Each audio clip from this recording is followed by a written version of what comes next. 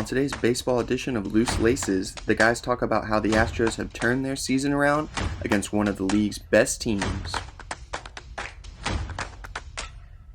It's not all good news though, as we break down some very, very unfortunate news for multiple star players.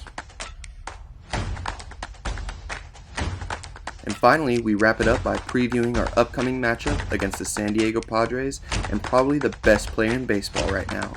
All that plus so much more.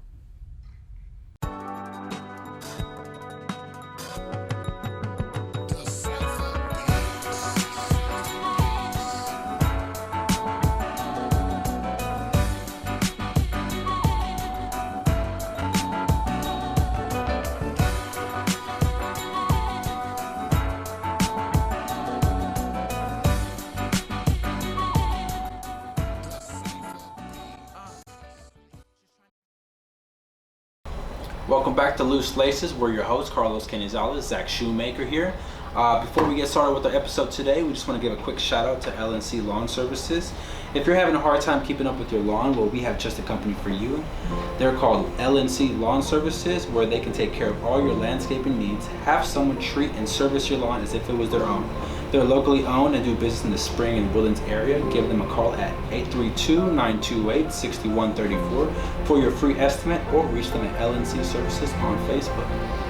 All right, so we're going to go ahead and jump into, this is going to be our baseball edition of Loose Laces for this episode. So to start off, Astros finally bouncing back. It was a rough couple, first 20 games. Yeah. But it looks like against one of the NL's best teams, the Rockies, we've been putting up a very good series. I believe we just swept them. We have on our hands 3 sweeps. We swept the Seattle Mariners, we swept the Rockies at home, and we swept them in Colorado. I don't think that counts. I'm counting it. I believe it's 2 brooms. 2 brooms. 2 brooms. Yeah. But it's an 8-game winning streak, 9-1 after the Oakland Brawl. Yordan Alvarez, unfortunately, he has a season-ending injury with a knee surgery coming up next week. And that's actually not all of the bad injury news we got. So Bregman just got put on the 10-day injured list for his hamstring. Yeah, unfortunately, him, Michael Brantley, Jordan Verlander's a bunch of great players for the team that aren't playing right now. Osuna's still not on the team. It's kind of a good thing though. It's something to look forward for the rest. Obviously not Alvarez and no word on Verlander, but Bregman, Osuna's. There's been word that Osuna's going to come back at the end of the season. I'm sure Michael Brantley's going to be back before the end of the season. And then, of course, Verlander will be back. We don't know when, but fortunately, he will be back. Absolutely, yeah. He's supposed to be pitching sometime this week, I believe. Start actually throwing the ball again. So that's something. Justin, you gotta let us know this before the show. But let's break down the 4 games. Game 1, we won 2-1.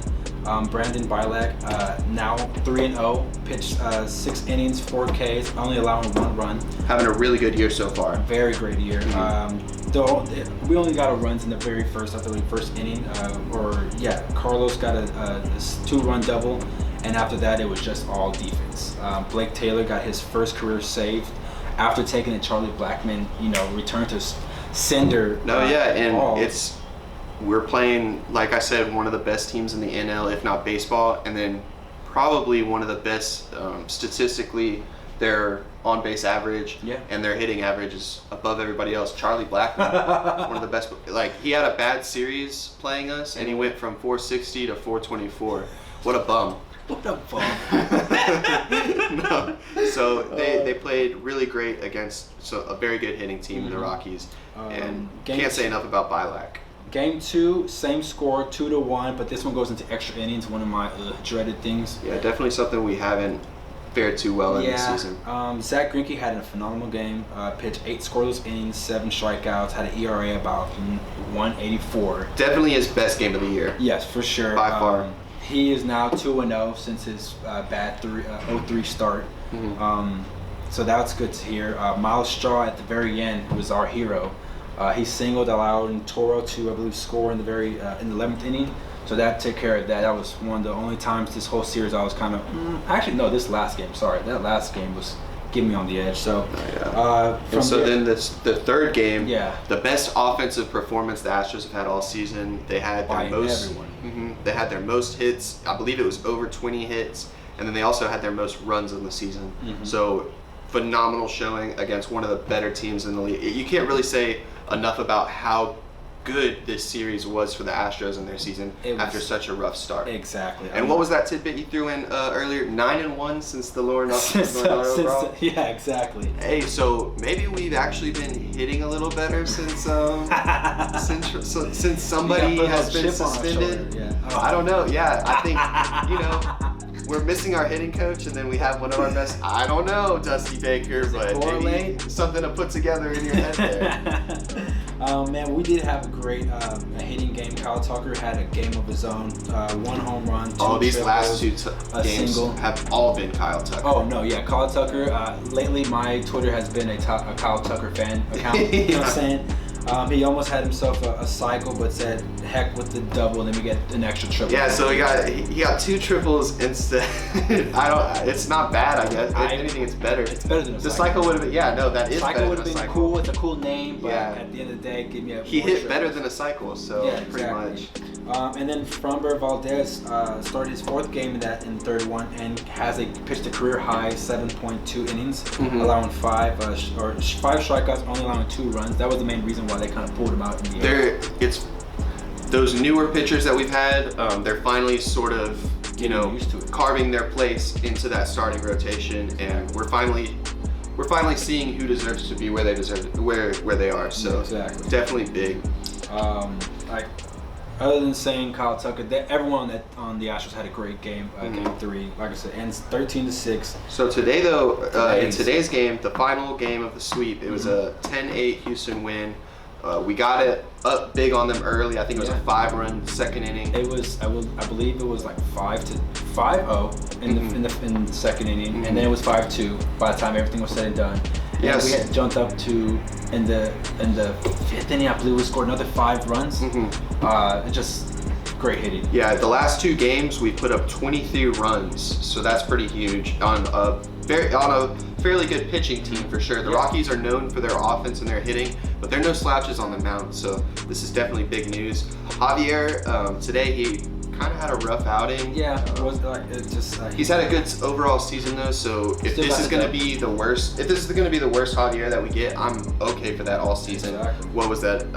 3 runs in 3 innings. He got 5 Ks though. I mean, it's not great, but if that's the floor for this guy, I'm totally okay with it. He's just fortunate enough to have a team that can get you 5 runs in 1 inning and do it twice in a game. So in the last week or 2, okay, I need to see more, and especially coming up in this Padres series that we're about to start talking about.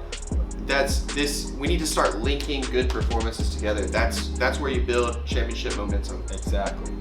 I will say Ryan Presley got his 2nd save of the season. I was getting nervous. It's been sketchy, yeah. Presley has been a little sketchy. He's been riding the ship, you know what I'm saying? So good on you, dude. Right. And so I guess we'll go ahead and check out tomorrow's series opener against a very, very hot team right now. Yeah. Probably have the NL MVP on their team with Fernando Tatis, the San Diego Padres. Yeah, they're a very great team. It's going to be AL-NL Conference Series. San Diego, as of now, or in San Diego, and as of now, we are 15-10. They are 14-12. The team averages, I looked at both teams. Honestly, we have a better hitting average than them, and we have a better ERA as a team. Right. We're it's just that superstar, and then they have Machado, which is a very good player. Their pitching isn't bad either. So with that being said, I did take a look at the last 5 games. You know who else they lost to, though? The Diamondbacks, huh? So the Padres, it's one of those teams, they're going to make the playoffs, but they're not, and they've got a very good couple players, but overall, they're pretty much in that second tier of teams. There's like the first tier, which is like your Twins, right now your A's, Dodgers, those teams, they're kind of separating themselves as they're going to get home playoff series once it happens. And then there are those teams that are in that second place, third place in their division. They still got a puncher's chance. Exactly, especially with the way the playoffs expanded this year. So now they're allowing, like, before it wasn't a guarantee that you're going to get in the playoffs with the second spot in your division. In your division, but now the second spots, you can get into the playoffs with the new way as a third seed, so as a third place in your division. So Rangers have a chance. Very possible. There are a lot of other hot divisions right now, so I don't think it'll be 3 out of out of ours. But, the AL West. Yeah. I want to note that Fernando Tatis, he is so great. He is the team leader in everything. Home runs, batting average, RBIs, OBP, hits. If I'm not mistaken, it's going to be about this. If he's not leading in all those categories for the entire league, he's within the top 3. He's having a stupid season right now. We'll talk about, we're going to get there for sure a little bit later. Mm-hmm. One thing I just want to note, this series I have us winning 2-1. Mm-hmm. Us always taking care of game 1 for sure.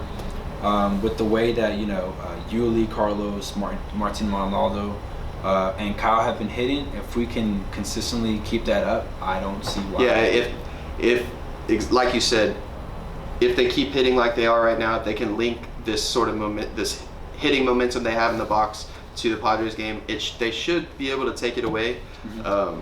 I will say though, it's going to be tough as keeping a performance like this, but this is the Astros that we're used to. Mm-hmm. So hopefully they can finally sort of and another good catch thing, fire. I wanted to say was the 3 pitchers, because we're gonna break down who's pitching those first those 3 games. Game 1, Lance McCullers starting his 6th game. I believe he's 4-1 in the season. He has a pretty high ERA because of that one. Yeah, he's working on it. I will say it's 5.47 right now versus Garrett Richards, who has a 2-3 record this season, ERA of 3.45. So I'm pretty sure. I'm thinking off the bat right here, I think it's a W game 1. Game 1 for sure. Mm-hmm. I have good hopes for that. Game 2, Brandon Bilac. Our guy Bilac. I'm riding the Bilac bandwagon right now, so I'm hopped right in there. I believe so as well. He has, I believe, the best ERA in our starting pitching right now with 1.69. Mm-hmm. He's going to be pitching against Zach Davies. He has a 3-2 record, ERA of 3.25. Like I said, our pitching is better than theirs. Our hitting just a little bit better than theirs. So we keep up the momentum. I'm actually, if you're gonna put money or anything on it, I would definitely sort of fade the Astros in game 2, just because Bilac, the wheels gotta come off, I believe, at some point. Hopefully not. Says that all the time. The wheels gotta come off. I'm trying to be realistic, and if you're listening to me on betting advice, which you should, I'm just letting you know. I think the series is going to be 2-1. The pitchers for Game 3 are Greinke, and San Diego hasn't still undecided officially right listed. Mm-hmm. But I think our 2 wins are going to be from our 2 top players, which is McCullers and Greinke.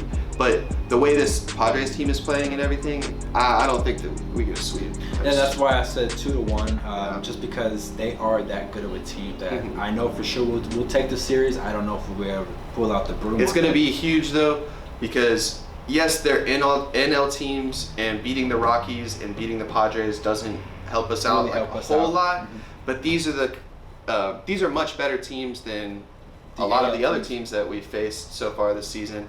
And within the division, besides, the Rockies I think are as good as the A's, to be honest. Yeah. Their records are about the same. The A's are hot right now, but we're right on your trails, boys. Right. At last I checked, they were 2.5 games back, and that was before the W today. Oh wow, yeah. Because last episode, I believe we were 4.5. Within the week we have changed the games back on the A's from 4.5 to 2.5. And it should be better by now because now we have the dub. Depending on the A's, I don't know if they play today or what their situation is, but yes, it could be 1.5. If they lost, it's 1.5. Let's take it. So that's pretty much going to wrap up our preview for the upcoming San Diego series. So just kind of news and notes around the baseball diamond. Mm-hmm. So kind of scary news, bad news today. Overall, dropped. The Marlins and the Mets game was postponed due to a positive COVID test. Fortunately, kind of the silver lining, it wasn't on the Marlins side, which would have been their second I guess, offense. Especially the MLB really cracked down on corona protocols and all of the ways, especially for baseball. Yeah, especially, and the way that they travel and the way they handle everything. Like last week, Cleveland sent 2 of their best pitchers home because they went out. I think they got him like a taxi or something. Yeah, they didn't even put him on a plane. No, they gave him a rental car. That's what it was. And they didn't even one of them had to take a rental car home. Then they sent the other one home because he could try to sneak it. Mm-hmm. But yeah, baseball's definitely cracking down on. They don't even want their players going out outside of the team themselves. It's too much money to be lost. Yeah, it's a lot at stake. Exactly, exactly. So that was one thing. Kind of big news. It was a player. As of now, the name hasn't been dropped. We don't know if it was. Well, it was a player actually, so it was definitely a player, but we don't know who on the Mets. Exactly, it was. So it's not looking good for the Mets. They're probably gonna miss the next week's worth of games. I would say a week minimum, maybe 2. Mm-hmm. Baseball. Apparently, they've got a way to figure this out to where they don't compromise the competitive integrity for the playoffs, but not such a great thing. Not a great happening right now. Yeah, no. And then from that to something kind of silly, I guess, that happened over the weekend. Yeah. So we talked about Fernando Tatis and the amazing year he's having in the batter's box. Exactly. So his team was up 7 runs in the 8th inning with the bases loaded against the Rangers. And the pitcher loaded it up 3-0 on a 3-0 count. Apparently, I'm not a baseball connoisseur or aficionado. I'm pretty sure you're not a diehard baseball blood. But so there's an unwritten rule. There are unwritten rules in baseball that you're not supposed to do, but apparently they're not important enough to write down. So my thing is, you're not supposed to take a swing. I believe you're not supposed to take a swing on a 3-0 count, right? You're supposed to let him get you a strike. When you're up. When you're up, correct. And so he hits a grand slamming. It was just too easy. A meat sausage. He put it down throws down the middle. And so the next batter that comes up, I believe it's Machado. There's actually a great camera angle of him in the dugout when he sees the grand slam. You see him go, oh, like I'm about to get hit. So yeah, exactly. The next pitch, they throw behind Machado. Yeah, so the umpires have to come out, kind of like tell everyone relax, chill at the whole game, and then so it was so lame. So the Rangers skipper, he has a whole presser where he's like, "This is I can't why do you do that?" Blah blah. So the baseball world eats him up. But what's the very worst part of this? The Padres skipper, who used to be a Rangers skipper, he made Tatis apologize in the presser. He forced Tatis to apologize. He picked his own, I don't care how you cut it. That's not right. I don't think it's necessary for him to apologize for something like that. If you don't want him to hit a grand slam on a 3-0 count, don't throw a 3-0 count. Don't load up the bases. Yeah. Also, yeah. The thing is, no matter what, they were going to score. So they went, and the night of, they had the two skippers came out and supported the unwritten rule, but then they were both lit to flames and torched by ESPN was blowing them up. Barstool, of course, was blowing them up. Nobody was letting these guys off the hook. No. Pitchers around the league were coming out. Garrett Cole even came out and said something like, just pitch better. If you don't want to get hit on. It was grand slams are hard to hit. Swing when you can. Go and hit one. Yeah, exactly. They're like, there was someone saying, always swing at a 3-0 pitch. Exactly. Whenever you get it. Always swing. Don't ever think about anyone else. It's you and the batter box and the pitcher. And the way baseball is today, too, with how everybody's hitting, no lead is really safe like that. We've seen bigger leads. I'm not gonna lie. Today's game, we were up 10 to 3 or something. And sure enough, they brought us. Like you said, within 4 innings. So yeah, I'm glad the whole baseball Twitter, and the whole world sort of chewed up the Rangers for that. Yeah. So it's just kind of silly stuff. Another reason not to like them. We're hoping it. Yeah. Yeah. Well, we're hoping Fernando Tatis, this kind of cools him down, hopefully. Yeah, exactly. Before he comes into this Astros series. But that's pretty much going to do it for all of the baseball news today. Yeah. This is going to pretty much wrap up our baseball edition for the Loose Laces episode today. So before we go, I do want to shout out one of our longtime sponsors. Shout out. CMC Services is located off of 45 in Rayford in the Spring area, and they've been helping their local community for the past 25 years, providing services ranging from public notary, defensive driving, to even real estate. You can give them a call at 281-719-0881 for service inquiries Monday through Saturday from 10 to 5. So that's going to wrap it up for us here. We hope you enjoy all the baseball going on. We hope you enjoyed the show. Let us know what you liked. Let us know what you didn't like. Go ahead, give us a like, share, comment, and we'll see you guys next time. Thanks so much. Keep it up, guys.